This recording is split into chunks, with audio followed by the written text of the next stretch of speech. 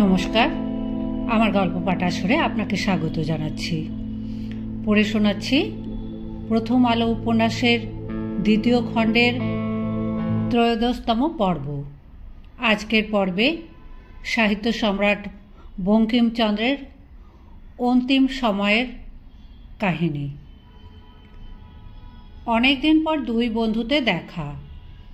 College জীবন থেকে বহুদূর সরে এসে দুজনেই এখন প্রতিষ্ঠিত। দ্বারিকা এখন ছোটোখাটো জমিদার, তবে খুলনা জেলায় সে তার জমিদারি সন্দর্শনে বছরে একবার দুবার যায় মাত্র। অধিকাংশ সময় কলকাতায় থাকে। দ্বারিকার সাহিত্য সাধনার শখ ছিল, সেই জন্য সে নবজ্যোতি নামে একটি পত্রিকার মালিক হয়েছে। সেখানে সে অমিত্রাক্ষর ছন্দে নিজের কবিতা প্রকাশ করে। যাদুগোপালেরও উচ্চাকাঙ্ক্ষা মিটেছে অনেকখানি। সে বিলাতে ব্যারিস্টারি পড়তে গিয়েছিল ঠিকই, পাশ করে ফিরে এসে হাইকোর্টের সঙ্গে যুক্ত হয়েছে। ঠাকুরবাড়ির একটি কন্যাকে বিবাহের সাধও মিটেছে তার। রানী রাসমণির বাড়ির কাছাকাছি একটি বাড়ি ভাড়া নিয়ে সে এখন প্র্যাকটিস জমাতে ব্যস্ত। দ্বারিকানাথের তুলনায় যাদুগোপালেরই কবিত্ব শক্তি অনেক বেশি ছিল, কিন্তু সে আর একেবারেই কবিতা রচনা করে না। আইনের কচকচির মধ্যে কবিতার স্থান কোথায়? বন্ধুদের সঙ্গে রসালাপের সময় অবশ্য সে এখনও মাঝে মাঝে গান গেয়ে ওঠে। মেডিকেল কলেজের বিপরীত দিকে প্রতাপ চাটুর্যের গলিতে বঙ্কিমচন্দ্র একটি বাড়ি করেছেন। সেই বাড়ির সদরের সামনে বিকেলবেলা দুই বন্ধু মুখোমুখি হয়ে গেল। শীতকাল শেষ হয়ে গিয়েও হঠাৎ কদিন আবার একটু ঠান্ডা পড়েছে। দ্বারিকানাথের তসরের পাঞ্জাবির ওপরে একটি বহুমূল্য কাশ্মীরি শাল জড়ানো, তার মুখে বেশ পুরুষ্টু গোঁফ। যাদুগোপালের অঙ্গে বিলাতি পোশাক। বঙ্কিমবাবু কয়েকদিন ধরে বেশ অসুস্থ। তার বহু ভক্ত, বন্ধু ও শুভার্থীরা উদ্বিগ্ন হয়ে খবর নিতে এসেছে। বৈঠকখানা ও বাড়ির অন্দরে খুব ভিড়। কুশল আদান প্রদানের পর যাদুগোপাল জিজ্ঞেস করল, কিরে দ্বারিকা, তুই কি তোর পত্রিকার জন্য লেখার তাগিদ দিতে এসেছিস নাকি? অসুস্থ মানুষটাকেও ছাড়বি না? দ্বারিকা শুষ্ক মুখে বলল, না রে ভাই, উনি অনেক দিনই লেখা ছেড়ে দিয়েছেন, জানিস না? আমার কাগজে উনি একটাও লেখা দেননি।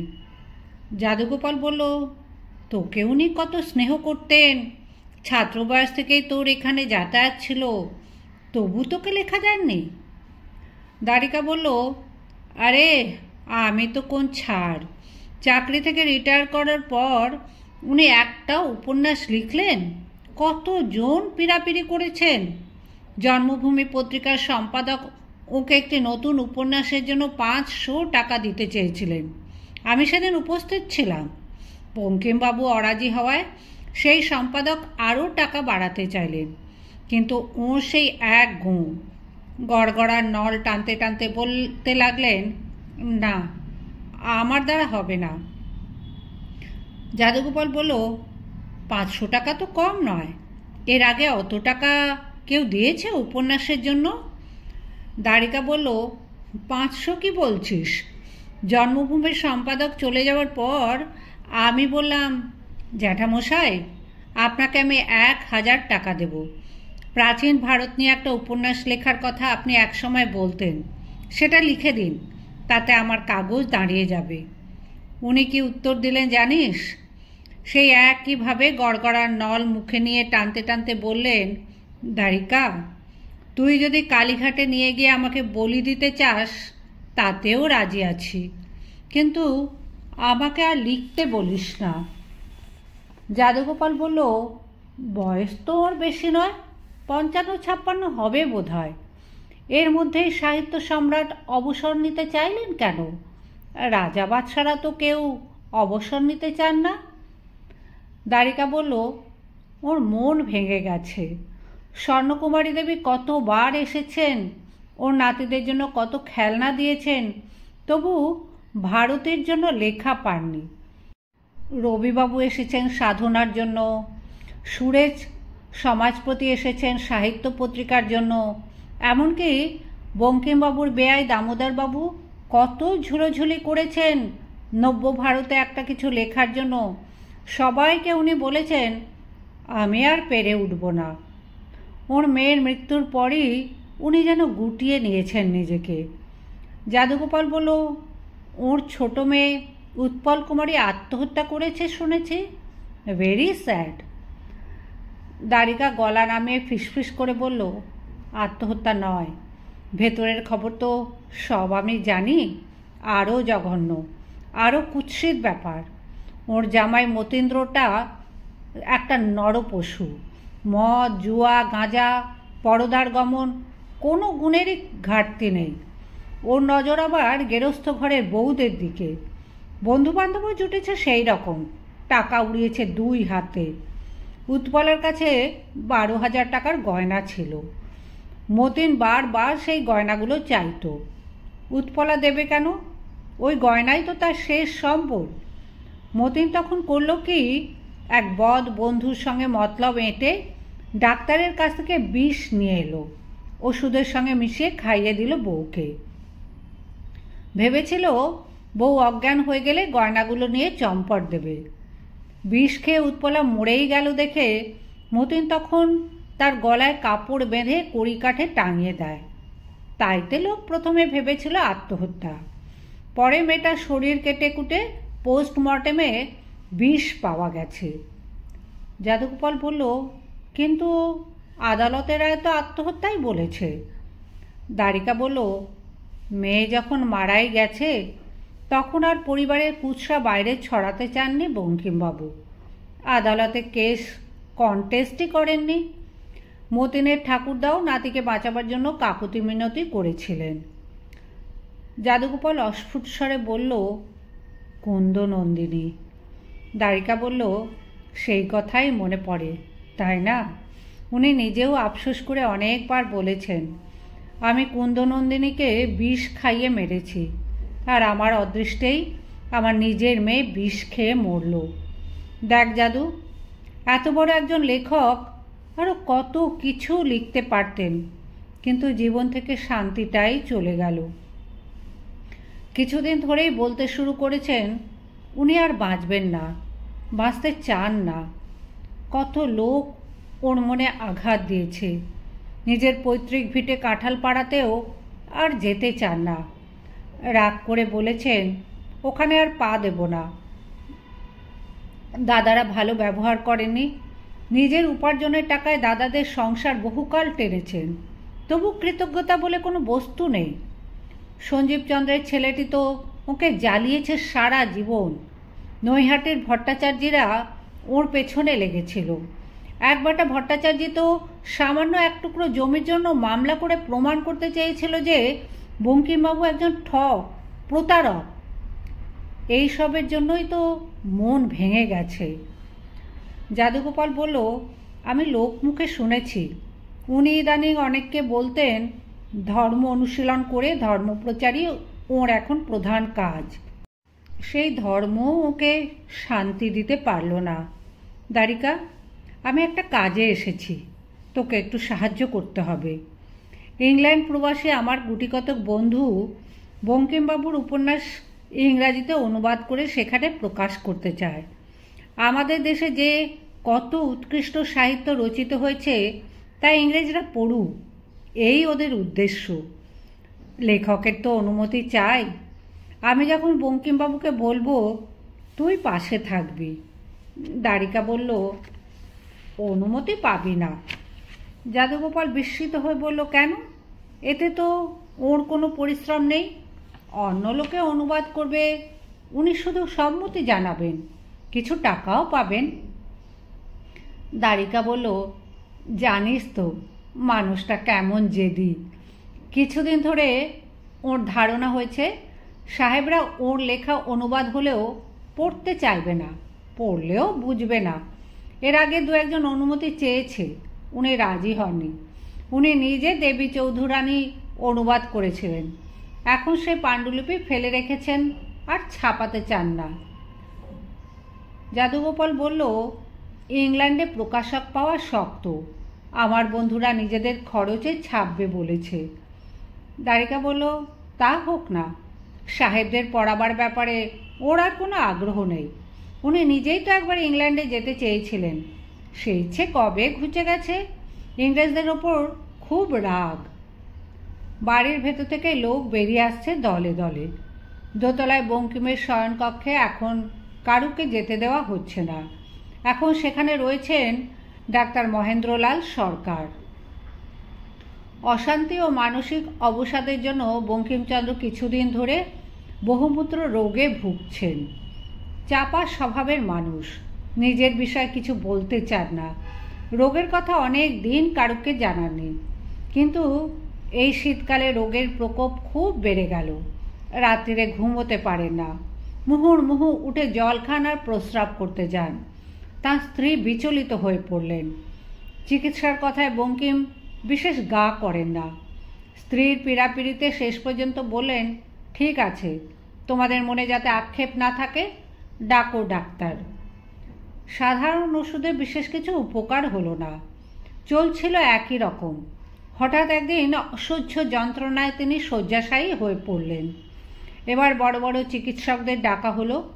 তাঁরা বললেন, মূত্রনালীর মধ্যে বড় একটা ফোঁড়া হয়েছে, অপারেশন না করলে যন্ত্রণা আরও বাড়বে। শহরের বিশিষ্ট শল্য চিকিৎসক ওব্রায়েনকে কল দিয়ে তার পরামর্শ নেওয়া হলো। ডক্টর ওব্রায়েন বললেন তিনি অবিলম্বে অস্ত্রোপচার করে ফোঁড়াটি বাদ দিতে চান। বঙ্কিম রাজি হলেন না। তিনি শয্যাশায়ী হয়ে থাকলেও তার মতের বিরুদ্ধে যাওয়ার সাহস কারুর নেই। তিনি বললেন, আমার আর পরিত্রাণ নেই, আমি জেনে গেছি। অস্ত্রাঘাত করো বা না করো, ফল একই হবে।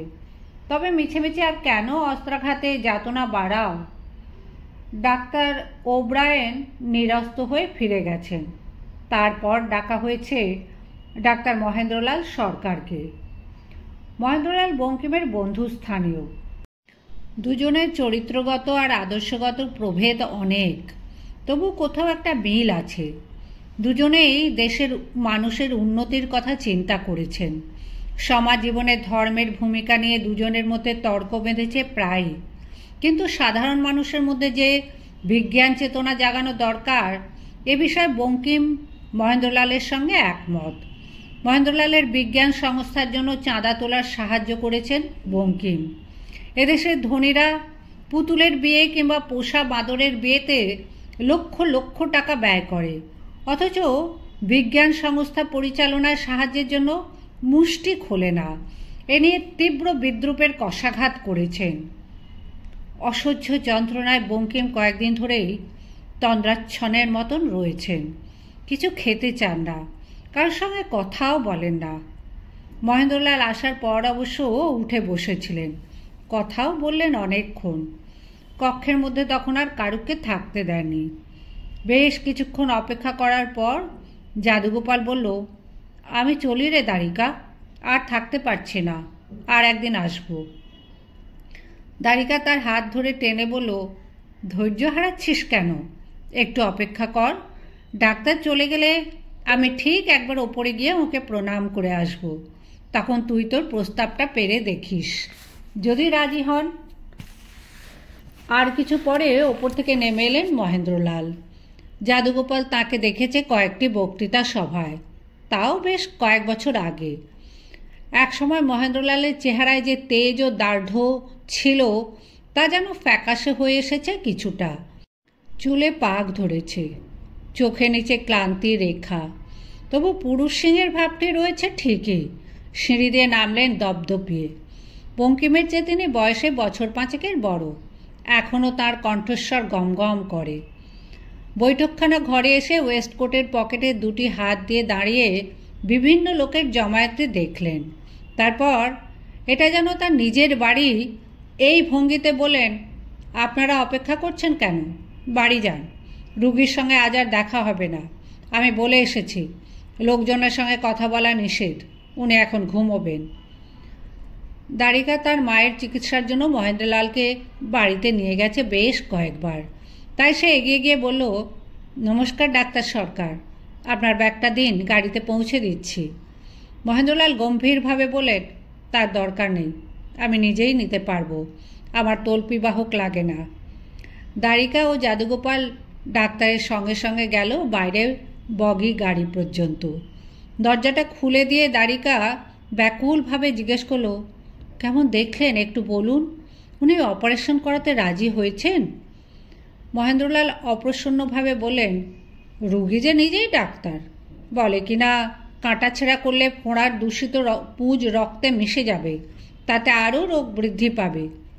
যে অপারেশন করবে সে যেন তা বোঝে না।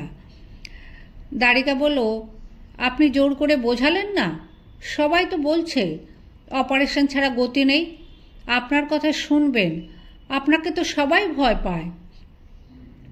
মহেন্দ্রলাল বললেন, রুগী নিজে না চাইলে আমি কখনো জোর করি না, তাও এরকম বিখ্যাত মানুষ। অপারেশনের সময় অন্যরকম কিছু হয়ে গেলে তখন তোমরাই তো আমাকে দুষবে। আপনি ওষুধ দিয়েছেন? না, দিইনি। যা চলছে তাই চলুক। অ্যালোপ্যাথির সঙ্গে হোমিওপ্যাথি মিশিয়ে আর লাভ কি? ডাক্তারবাবু, ওকে আমি আমার বাবার চেয়েও বেশি শ্রদ্ধা করি। ওকে কেমন দেখলেন আপনি সত্যি করে বলুন। মহেন্দ্রলাল চশমার ওপর দিয়ে দ্বারিকার থমথমে মুখটার দিকে তাকিয়ে রইলেন। তারপর ধমকের সুরে বলেন, যদি অতই শ্রদ্ধা করো তাহলে ওই সব সন্ন্যাসীগুলোকে আটকাতে পারো না? জাদুগোপাল অস্ফুট স্বরে বলল, সন্ন্যাসী? মহেন্দ্রলাল বললেন, তিব্বত থেকে এক সন্ন্যাসী এসে চাটুর্যের কানে কি যেন ফুসমন্তর দিয়ে গেছে। এই সন্ন্যাসীগুলোর কি খেয়ে দেয়ে আর কাজ নেই? হিমালয়ের গুহাকন্দরে তপস্যা করছিলি, বেশ তো, তাই কর না। তোদের আবার এই ধুলো ময়লা পাপে ভর্তি শহর বাজারে নেমে আসার কী দরকার? চাটুর্যকে সে কি যেন বুঝিয়ে গেছে, তাতেই ওর ধারণা হয়েছে যে ওর আর বেশি দিন আয়ু নেই। আরে বাপু, তোরাই যদি জন্ম মৃত্যুর নিদান দিবি, তাহলে আমরা ডাক্তাররা রয়েছি কি করতে? এত বড় একজন রাইটার, এতগুলো বছর কাটলো সরকারি চাকরি জোয়াল টেনে, এখন রিটায়ার করার পর কোথায় খোলা মনে লিখবে, বঙ্গ সরস্বতীর সেবা করবে, তা না হঠাৎ হাত গুটিয়ে বসে রইল। ছি ছি ছি। গাড়িতে উঠতে উঠতে মহেন্দ্রলাল আবার বললেন, দেখো বাপু, অনেক রকম ডাক্তারি শাস্ত্র তো ঘাঁটাঘাঁটি করে দেখলুম এতগুলো বছর, তাতে একটা কথা সার বুঝেছি, যে মানুষ নিজে বাঁচতে চায় না, কোনো ডাক্তারের বাপেরও সাধ্য নেই তাকে বাঁচাবার। মহেন্দ্রলাল চলে যেতেই দ্বারিকানাথ বন্ধুর কাঁধে মাথা রেখে ডুকরে কেঁদে উঠল, একেবারে শিশুর মতন কান্না। জাদুগোপাল ব্যতিব্যস্ত হয়ে বলে উঠল, আরে করিস কি, এতে যে গৃহস্থ বাড়ির অকল্যাণ হবে। দ্বারিকা জল ভরা নয়নে বলল, বঙ্কিম নেই, এ আমি সহ্য করতে পারবো না রে জাদু, কিছুতেই পারবো না। জাদুগোপাল বলল, উনি তো এখনো আছেন আমাদের মধ্যে, সেরে যে উঠবেন না তাকে কেউ জোর দিয়ে বলতে পারে? তুই এখানে দাঁড়িয়ে কান্না শুরু করলি, ওর বাড়ির লোক কি ভাববে? জাদুগোপালের নিজের গাড়ি নেই, সে দ্বারিকনাথকে জোর করে টেনে নিয়ে তার গাড়িতে উঠিয়ে দিল। দ্বারিকা শক্তভাবে আঁকড়ে রইল জাদুগোপালের হাত, বন্ধুকে সে এখন ছাড়বে না। অগত্যা জাদুগোপালকেও উঠতে হলো সেই গাড়িতে। বেলা পড়ে এসেছে, রাস্তায় গ্যাসের বাতি জ্বেলে দিয়ে যাচ্ছে পুরসভার কর্মী। হাজার হাজার কয়লার উনুনের ধোঁয়া বাতাসে যেন জমাট বেঁধে আছে। কোচওয়ানকে কিছু নির্দেশ দেওয়ার আগেই সে অদূরের হাড় কাটার গলিতে ঢুকে পড়ল। জাদুগোপাল বাইরে তাকিয়ে বলল, গাড়িটা একটু থামাতে বল দ্বারিকা, আমি এখানে নেমে যাব। দ্বারিকা বলল, বসন্ত মঞ্জুরিকে তোর মনে আছে? একবারটি চল তার কাছে, তোকে দেখলে সে বড় খুশি হবে, কতদিন তোকে দেখেনি। দ্বারিকার স্বনির্বন্ধ অনুরোধ এড়াতে পারল না জাদুগোপাল। মধ্যে বেশ কয়েক বছর দেখা না হলেও দ্বারিকা সম্পর্কে কিছু খবরাখবর তার কানে এসেছে। অনেকে দ্বারিকাকে মদ্যপ, উচ্ছৃঙ্খল এবং হুজুগে মানুষ বলেই জানে, কিন্তু সেটাই তার প্রকৃত পরিচয় নয়। বসন্ত মঞ্জুরির সঙ্গে দ্বারিকার সম্পর্কের জন্য জাদুগোপাল মনে মনে বন্ধুকে শ্রদ্ধাই করে। লোভী ও যাত্রাভিমানী পিতার জন্য বসন্ত মঞ্জুরির ভুল বিবাহ এবং জীবনটা নষ্ট হতে বসেছিল। তাকে উদ্ধার করেছে দ্বারিকা, কিন্তু তাকে নিছক রক্ষিতা করে রাখেনি, তাকে অনেক বেশি মর্যাদা দিয়েছে। বসন্ত মঞ্জরীকে সে বিয়ে করতেও চেয়েছিল, কিন্তু দ্বারিকার মা বেঁচে থাকতে তা সম্ভব নয়। মায়ের ভয়ে সে বেশ্যাপল্লীর একটি নারীকে নিজের স্ত্রীর আসনে বসাতে পারে না বটে, কিন্তু মায়ের শত অনুরোধেও সে এখনো অন্য কোনো মেয়েকে বিয়ে করেনি। বসন্ত মঞ্জরী তার স্ত্রীরই মতন। নৈতিকতার বাধায় যাদুগোপাল এসব পল্লীতে কখনো প্রবেশ করে না, তবু বসন্ত মঞ্জরীকে একবার দেখার কৌতূহল হলো তার। অল্প বয়সে এই বসন্ত মঞ্জরী তাদের কৃষ্ণনগরের বাড়িতে খেলা করতে আসত। সিঁড়ি দিয়ে উঠতে উঠতে দ্বারিকা বলল, বাঁশির একটা অদ্ভুত শক্তি আছে জানিস, ও ভবিষ্যৎ দেখতে পায়। যাদুগোপাল বিস্মিত না হয়ে বলল, এখনো পায় বুঝি? বাচ্চা বয়সেই ও বিচিত্র সব কথা বলতো। একবার শীতকালে আমাদের ঠাকুর দালানে খেলা করতে করতে ও ঝড় আসছে ঝড় আসছে বলে চেঁচিয়ে উঠেছিল। আকাশে মেঘের চিহ্ন মাত্র ছিল না, শীতকালে ঝড়ই বা উঠবে কেন? কিন্তু সত্যি সত্যি ঘণ্টাখানেকের মধ্যে শুরু হয়ে গিয়েছিল দারুণ ঝড় বৃষ্টি। আমার দিদিমা এখনও সেই গল্প করেন। দিদিমার মতে কোনো কোনো পশু পাখি নাকি ঝড় বা ভূমিকম্পের কথা আগে থেকে টের পেয়ে যায়। দ্বারিকা বলল, কি জানি, কোনো কোনো মানুষও বোধহয় পায়। একদিন আমাকে বলল, তুমি মাংস খেও না, আজ তোমার অসৌচ। শুনে আমি বললুম, চুপ করো, ও কি অলক্ষণে কথা। ওমা, পরদিনই তার এলো দেশের বাড়িতে আমার এক কাকা মারা গেছেন। এরকম আরও কয়েকবার হয়েছে। যাদুগোপাল জিজ্ঞেস করলো, ও কি নিজের ভবিষ্যৎ দেখতে পায়?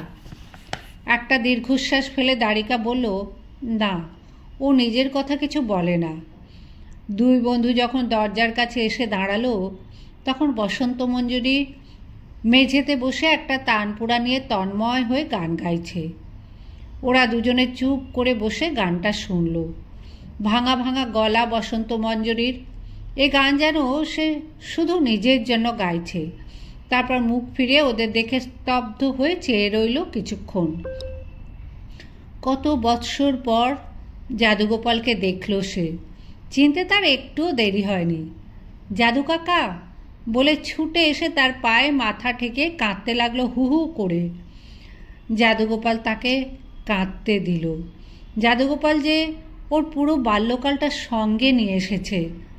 খানিক পরে নিজেকে একটু সামলে নিয়ে সে খুঁটিয়ে খুঁটিয়ে যাদুগোপালের মামা বাড়ির সকলের খোঁজ নিতে লাগলো, কিন্তু নিজের মা বাবার প্রসঙ্গ উচ্চারণও করল না।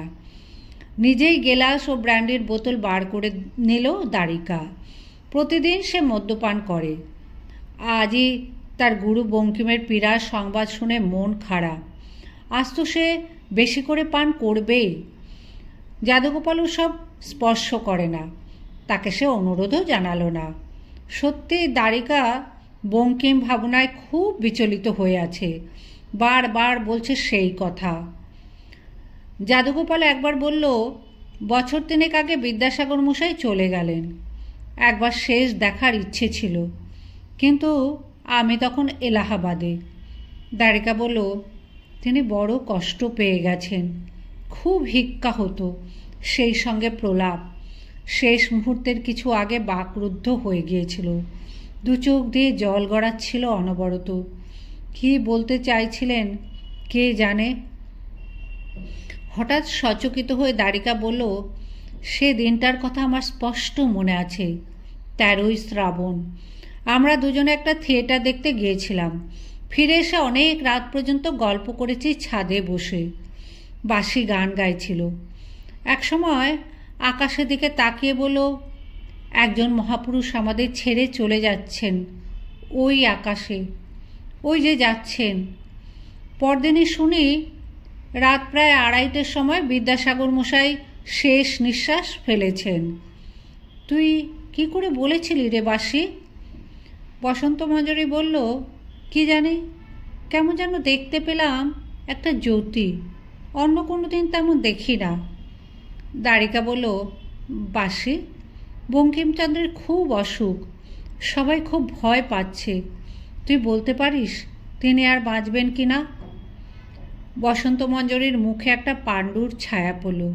সে ত্রস্তভাবে বলে উঠল, না না না, আমি কি করে বলবো? আমি ওসব জানি না। আমি তো তেনাকে কখনো চোখেও দেখিনি। যাদুগোপাল জিজ্ঞেস করলো, তুমি তো বিদ্যাসাগর মহাশয়কেও কখনো দেখনি? বসন্ত মঞ্জরী হাত জোর করে কপালে ঠেকিয়ে বলল, হ্যাঁ দেখেছি, তাকে একবার দেখেছি। দ্বারিকা বলল, তা ঠিক, ওকে নিয়ে আমি একবার ফরাসডাঙ্গায় গিয়েছিলাম। তখন বিদ্যাসাগর মহাশয়ও স্বাস্থ্য ফেরাবার জন্য ফরাসডাঙ্গায় ছিলেন। রোজ প্রাতঃভ্রমণে বেরোতেন। আমরা দুজনে গিয়ে পায়ে হাত দিয়ে প্রণাম করেছি। যাদুগোপাল বলল, বঙ্কিমচন্দ্রকে তা তুমি জানো? বসন্ত মঞ্জরী বলল, বাহ, জানবো না। এই তো সেদিন কৃষ্ণকান্তের উইল পড়া শেষ করলুম। বড় দুঃখের বই। কৃষ্ণচরিত্র বারবার পড়ি। যাদুগোপাল চমৎকৃত হলো। বসন্ত মঞ্জরীর পড়াশোনা এতটাই এগিয়েছে যে সে বঙ্কিমের প্রবন্ধ গ্রন্থ পর্যন্ত পাঠ করে। এই মেয়ের এমন ভাগ্য বিড়ম্বনা। এবার বসন্ত মঞ্জরী প্রশ্ন করল, হ্যাঁ গো, তোমাদের সেই বন্ধু ভরত কোথায়? যাদুগোপাল বলল, তাই তো, আসামের সেই ছোকরাটা কোথায় গেল? বহুদিন তার পাত্তা নেই। তুই জানিস না কি রে দ্বারিকা? দ্বারিকা বলল, না, ইরফানের কাছে শুনেছি কোন একটা মেয়ের জন্য নাকি তার মাথা খারাপ হয়ে গিয়েছিল। ইরফানের সঙ্গে আমার দেখা হয় মাঝে মাঝে। ইরফানের সঙ্গেও যোগাযোগ রাখে না ভরত। কোথায় নিরুদ্দেশ হয়ে গেছে। বসন্ত মঞ্জরী আবিষ্টের মতন বলল, অনেক দূরে চলে গেছে। দ্বারিকা বলল, এটাও আশ্চর্য জানিস দাদু, বাসি ভরতকে দেখেছে মাত্র একবার, তাও একটুখানি। তবু ও ভরতের কথা প্রায় জিজ্ঞেস করে। প্রথম প্রথম আমার বেশ হিংস্র হতো। এখন অবশ্য মনে হয় 6-7 বছর যা দেখা নেই, সেরকম একজন হারিয়ে যাওয়া মানুষকে হিংসে করাটাও ছেলে মানুষই। আর কিছুক্ষণ পর আড্ডা ভঙ্গ হলো। যাদুগোপালের বাড়ি ফেরার তাড়া আছে। দ্বারিকা এরপরও প্রতিদিন বঙ্কিমের স্বাস্থ্যের খবর নিতে যায়। একদিন পাওয়া গেল সুসংবাদ, অস্ত্রোপচারের দরকার হয়নি। মূত্রনালীর ফোঁড়াটি নিজে নিজেই ফেটে গেছে। বঙ্কিম অনেকটা সুস্থ বোধ করছেন। দ্বারিকার খুশি আর ধরে না। একদিন সে বঙ্কিমের শয্যার কাছে গিয়ে তার পা জড়িয়ে ধরে বসে রইল অনেকক্ষণ। বঙ্কিম বালিশে ঠেস দিয়ে বসেছেন। তার এই ভক্তটির পাগলামি দেখে মৃদু মৃদু হেসে বললেন, কিরে, তুই কি এখনো আমাকে দিয়ে উপন্যাস লেখাবার আশা ছাড়িস নি? দ্বারিকা বলল, আপনাকে আবার লিখতেই হবে। আমার কাগজে না হয় ভারতী কিংবা সাহিত্যে লিখুন। বাংলা ভাষা আপনার কাছ থেকে আরও অনেক কিছু প্রত্যাশা করে।